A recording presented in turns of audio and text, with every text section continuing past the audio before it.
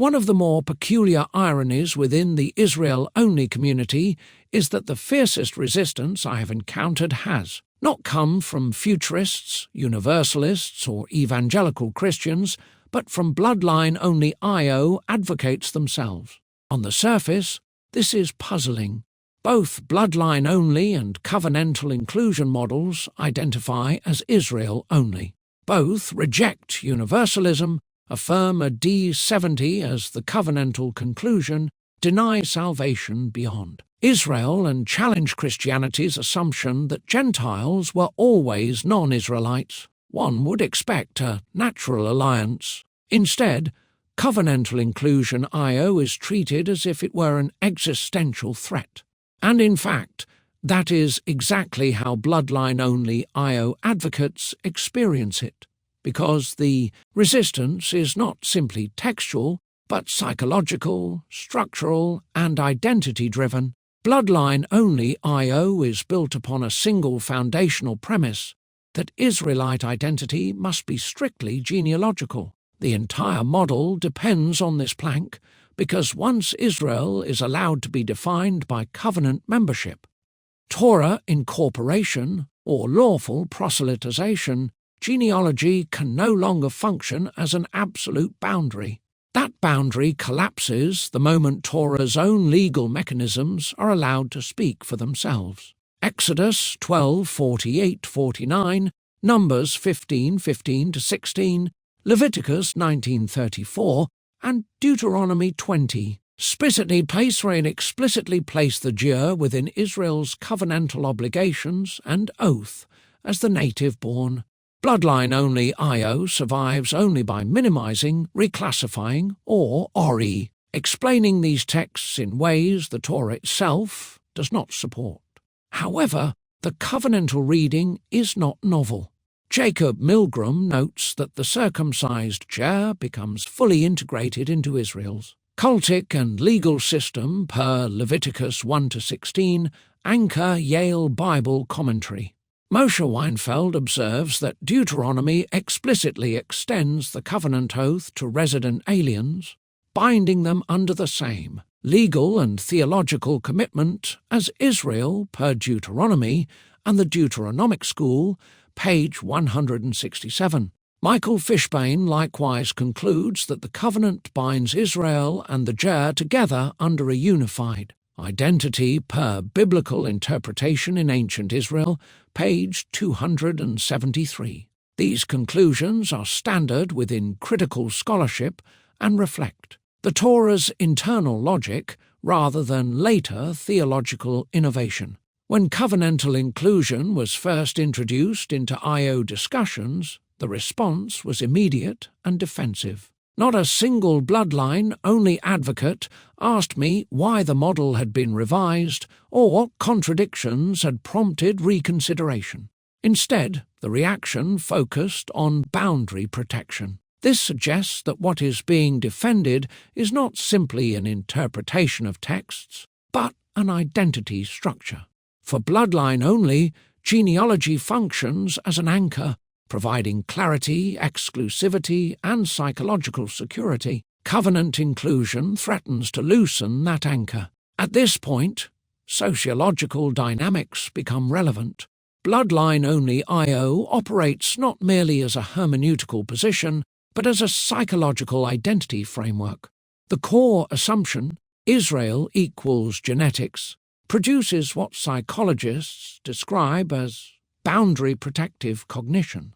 Jonathan Haidt captures this dynamic succinctly. When identity is at stake, the mind doesn't reason, it defends per the righteous mind, 2012, page 87. Pierre Bourdieu similarly notes that groups whose symbolic capital depends on rigidity tend to interpret nuance as betrayal rather than refinement per outline of a theory of practice, page 112. The first layer of resistance arises from cognitive dissonance.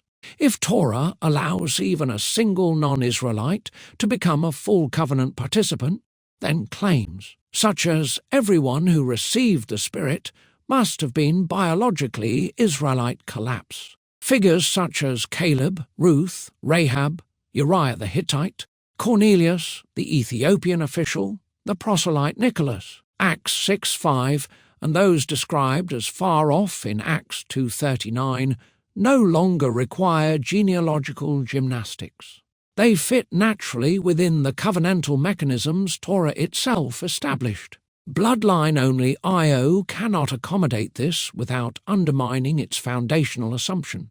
A related pressure point concerns the composition of the early assembly. If proselytes were already covenantally Israel, then the earliest assemblies were not racially homogeneous bodies of pure lost Israelites, but covenantally unified communities composed of Jews, proselytes, diaspora, Israelites, Samaritans, Galileans, and other Torah-aligned participants. Shea J.D. Cohen notes that by the 1st century CE, conversion through circumcision and Torah observance was understood as real incorporation into Jewish identity per the beginnings of Jewishness, page 109. This historical reality destabilizes bloodline-only reconstructions and replaces them with a covenantal model that aligns with Second Temple practice. Another factor is psychological simplicity. Bloodline-only I/O offers clean, rigid categories. Israel equals genetics. Outsiders remain outsiders. That clarity is attractive. Torah, however, complicates identity by introducing covenant loyalty, adoption, incorporation, circumcision, Passover participation, and legal equality. Israel remains exclusive, but exclusive covenantally rather than racially. For those invested in rigid boundaries, this complexity feels like dilution, even though it actually strengthens I/O's internal coherence. It is also worth noting the historical context in which bloodline-only I/O emerged. Much of its force appears reactionary, formed in opposition to Christianity's universal claims. When Christianity says everyone, the instinctive counterboundary becomes only biological Israel. Genetics becomes the cleanest opposite of universalism. Covenant-Inclusion disrupts this binary and forces engagement with Torah itself rather than reliance on a reactionary boundary. Authority dynamics further intensify resistance. Accepting covenantal inclusion requires re-evaluating assumptions about proselytes, the GER, the mixed multitude, diaspora, Judaism, Septuagint terminology, Paul's Gentiles, Romans 11, Hosea, and the realities of Hellenistic Judaism. This threatens internal hierarchies within bloodline-only I/O communities. Revising the model would require admitting error and relinquishing certainty. An unsettling prospect when authority is built on confident genealogical claims. These dynamics help explain patterns of AI use within the bloodline-only I/O group. AI is frequently deployed not as a research tool, but as a validation engine. Prompts are framed to produce predetermined genealogical conclusions, insulating bloodline only. I/O adherence from destabilizing texts such as Deuteronomy 29 or Isaiah 56. Leon Festinger's theory of cognitive dissonance predicts this behavior precisely. To protect a belief structure, individuals avoid information that threatens it per a theory of cognitive dissonance, 1957, page 8. This also explains why critiques of their AI often provoke disproportionate emotional reactions. When AI output becomes psychologically fused with identity, criticism of the model is experienced as criticism of the self. Carl Rogers describes this dynamic as affirmation from an external source becoming incorporated into the self-concept per On Becoming a Person, 1961, page 142. Thus, AI agreement is experienced as personal validation, while AI critique is perceived as personal attack. Another recurring behavior is the obsession with having the last word. In tightly bounded communities, Final replies function as status markers rather than instruments of truth-seeking. AI enables endless last-word attempts, transforming debate into performance. Deborah Tannen observes that in adversarial cultures, the last word is interpreted as superiority rather than resolution. The argument culture, p. 56. At the psychological level, having the last word functions as a proxy for dominance when persuasion has failed. When an identity is tightly fused to a position, here, Israel equal to, Bloodline-Only, any unresolved challenge creates cognitive dissonance. The goal of the exchange quietly shifts from truth-testing to threat neutralization.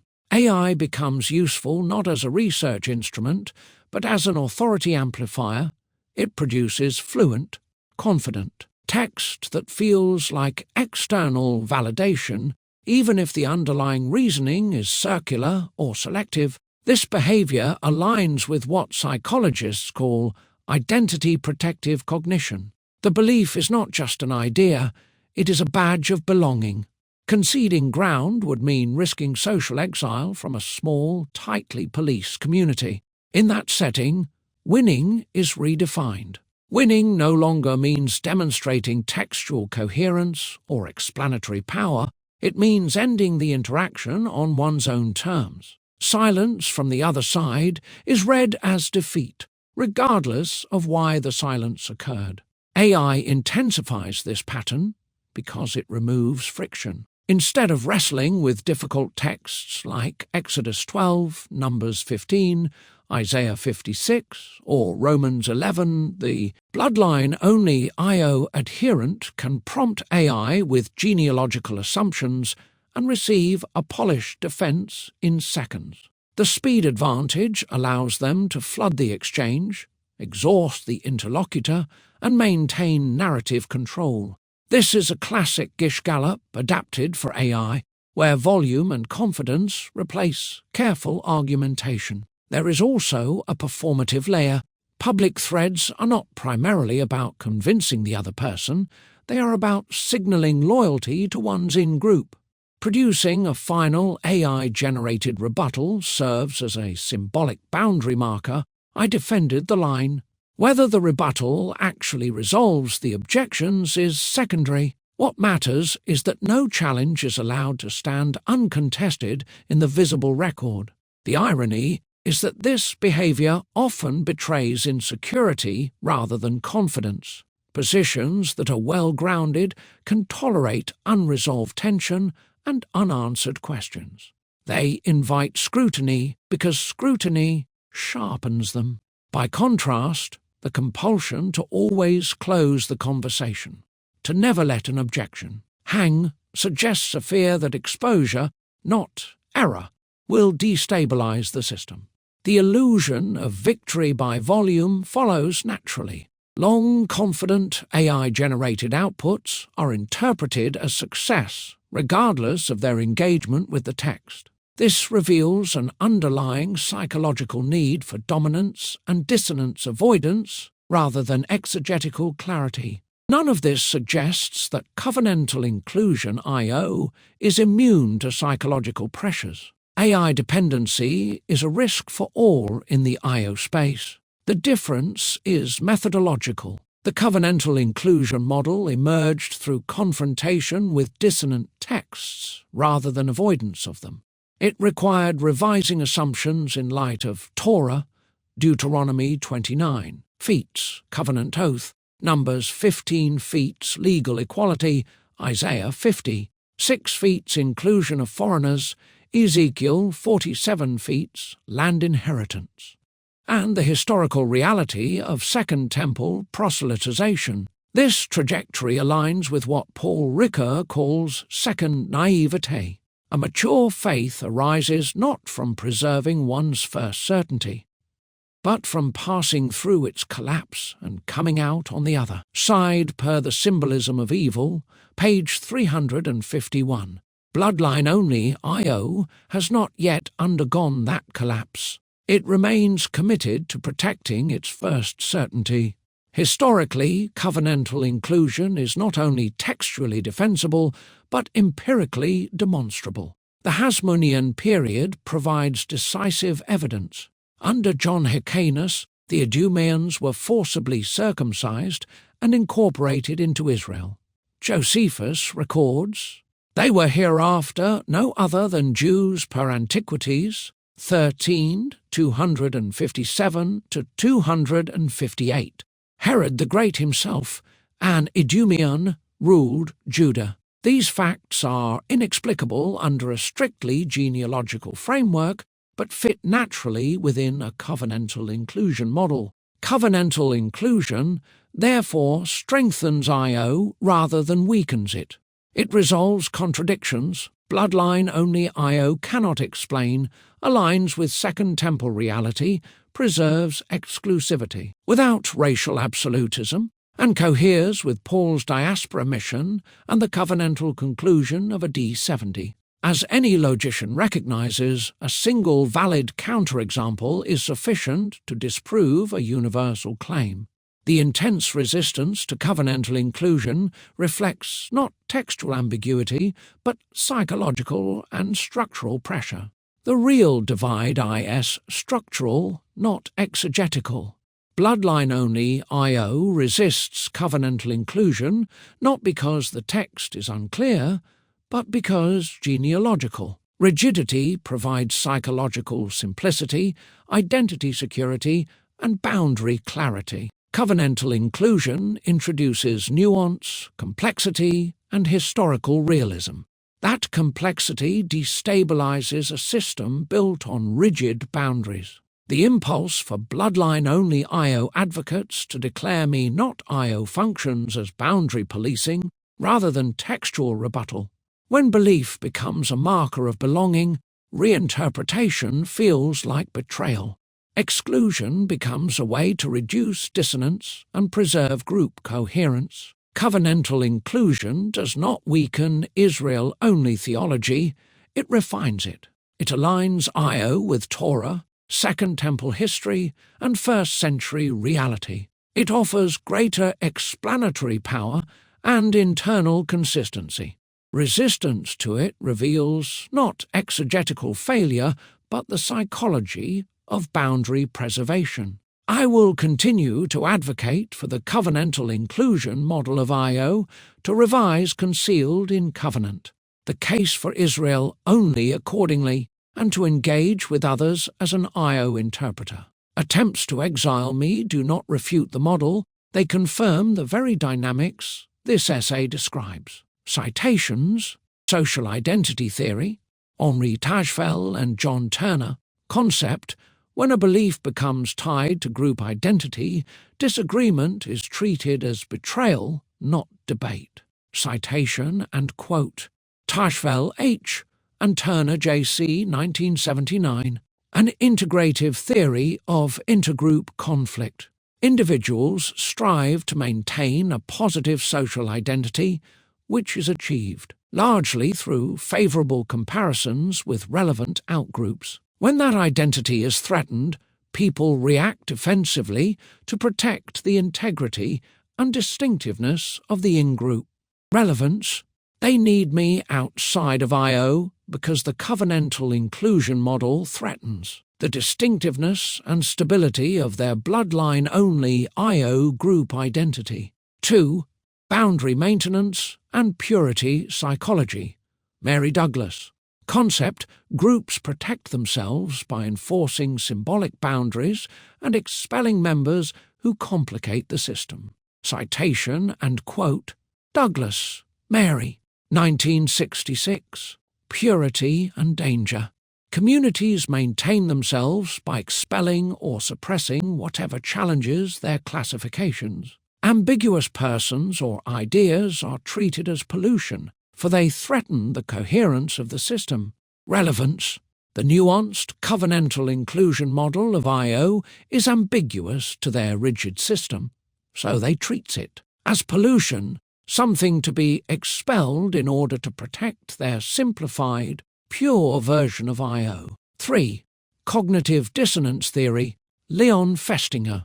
Concept: When evidence contradicts a person's core framework, they avoid internal change by attacking the source of dissonance. Citation and quote: Festinger, Leon, Dix-957, A Theory of Cognitive Dissonance. When dissonance arises, individuals experience pressure to avoid or eliminate the source rather than revise deeply held beliefs. Relevance: The Covenantal-Inclusion model of I/O creates dissonance because it exposes weakness in bloodline-only I/O. The easiest path is not to rethink their model, but to remove me from the category so dissonance disappears. 4. Group polarization and purity competition, and Abrams. Concept: In tightly defined communities, members compete to appear the purest, leading to expulsion of moderates or nuanced thinkers. Citation and quote: Sunstein, Cass and Abrams, Philip, 2002. Group polarization and drift. Groups often shift toward more extreme and purified versions of their initial views, and members who threaten this movement are labeled as outsiders, even if they share the core identity. Relevance: Bloodline-only I/O becomes more extreme by defining I/O as genealogy only. The Covenantal-Inclusion model of I/O prevents purity drift, so I must be labeled an outsider, despite being I/O in the original methodological sense. 5. Threatened belief systems trigger social exclusion. Michael Hogg. Concept: When a worldview becomes psychologically fused with self-definition, disagreement feels like an attack on the self. Citation and quote: Hogg M., a 2007. Uncertainty identity theory. People cling to groups that provide certainty and expel members who introduce complexity. Because complexity threatens the group's role in reducing uncertainty. Relevance: The Covenantal-Inclusion model of I/O introduces complexity into I/O. That complexity threatens the psychological certainty bloodline-only I/O provides, so the defense mechanism is expulsion. 6. In-group gatekeeping and identity protection. Marilyn Brewer. Concept: People protect their ideological group by redefining internal boundaries to exclude threat-bearing members. Citation and quote: Brewer M.B., 1999. The Psychology of Prejudice, In-Group Love, or Out-Group Hate. When identity is tied to doctrine, dissenters are treated as out-group members even if they share the same basic commitments, because their presence complicates the group schema. Relevance: I complicate the schema of I/O by showing that covenantal inclusion is compatible with audience relevance. To preserve the simplified schema, they must redefine me as not I/O. 7. Sectarian boundary tightening. Rodney Stark and William Bainbridge. Concept: Sect-like groups maintain cohesion by intensifying boundaries and expelling moderates or reformers. Citation and quote: Stark R. and Bainbridge W. 1996. A Theory of Religion. Sectarian groups maintain solidarity by increasing boundary tension and excluding those who question core. Distinctives: Identity becomes contingent on demonstrating loyalty to the strictest interpretation. Relevance: They are performing sectarian boundary tightening. The bloodline-only interpretation becomes a loyalty test. I fail that test, not because my exegesis is wrong, but because it is not rigid enough to maintain sectarian cohesion. In other words, they don't need me to be wrong, they just need me to be gone. Because covenantal inclusion destabilizes the psychological architecture holding their version together. When I am gone, the threat is gone. When the threat is gone, their identity is secure. This is classic boundary-tightening behavior found in high-identity interpretive communities. When a group defines itself by narrow criteria, doctrinal rigidity becomes socially functional. The bloodline-only interpretation is no longer just an interpretive conclusion, it becomes a membership credential. Once that shift happens, the content of the argument matters less than whether one's posture reinforces cohesion. My failure, in their eyes, is not textual, it is relational. I refuse to make genealogy do the psychological work their model requires. That is why covenantal-inclusion is so destabilizing. It does not deny Israel's particularity, it does not universalize the covenant, and it does not concede the Christian narrative, but it loosens the one bolt holding their structure together, the idea that biological purity is the final guarantor of identity. When identity is secured by descent alone, it feels immutable and safe. When identity is secured by covenantal loyalty, legal incorporation, and obedience, it introduces evaluation, permeability, and precedent, all of which create anxiety for a group that needs certainty. This explains why they do not need me to be wrong. If this were about truth, covenantal inclusion arguments would be engaged, refined, or partially absorbed. Instead, my presence becomes the problem.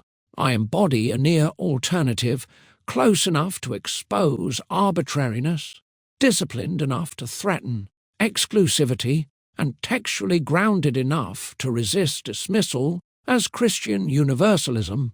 Near alternatives are more dangerous to sects than outright enemies because they force comparison. So removal becomes their solution. Exclusion restores equilibrium.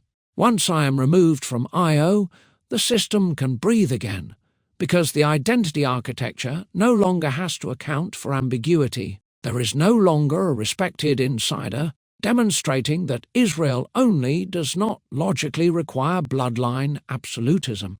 The silence functions as proof, not that they were correct, but that the boundary held. This is why the reactions feel disproportionate and why debate tactics shift from engagement to attrition, flooding, last word fixation, and social signaling. These are not tools of persuasion, they are tools of containment. The goal is not to win an argument, but to prevent reclassification. If covenantal inclusion were allowed to remain visibly inside the category, bloodline-only I/O would be exposed as a choice rather than a necessity. In short, I am not being rejected because my covenantal inclusion model fails the text. I am being rejected because it succeeds too well without serving the group's identity needs. That is the hallmark of sectarian boundary tightening. Truth is tolerated only insofar as it stabilizes the group. When it destabilizes cohesion, even slightly, it must be expelled.